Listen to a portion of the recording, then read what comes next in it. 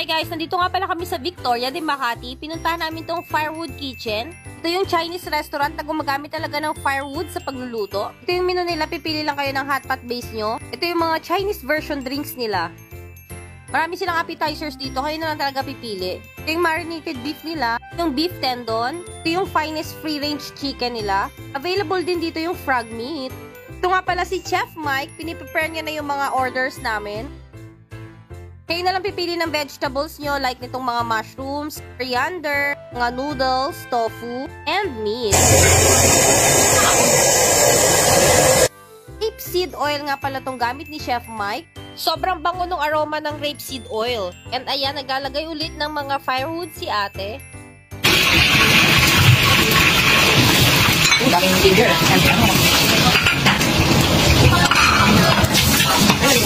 Pinapakita rin sa amin ni Chef Mike yung mga ilalagay niyang seasoning.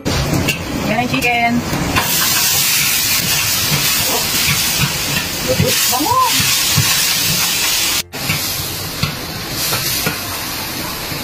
And ito yung special spicy sauce ni Chef Mike. Grabe talaga, pag natikman nyo yung soup nito guys, sobrang sarap.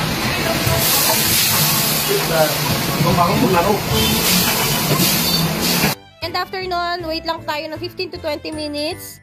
And ayun na, pwede nyo na ilagay yung mga gusto nyong ilagay, like ng mga vegetables and other meats, or noodles. At habang naghihintay pa ulit kami, kain na tayo ng mga appetizers nila. Ito nga din, ilalagay na nila yung cornbread, which is ito yung pinaka-favorite ko din dito. Ito for me yung best pair dito sa kanilang hot pot. Pero syempre, may rice din sila if ever na gusto nyo ng rice. Tatakpan ulit yun and nag-wait lang tayo mga 10 minutes para maluto lang yung cornbread. At dahil nga gusto ko ng coriander, talagang dinamihan ko yung coriander.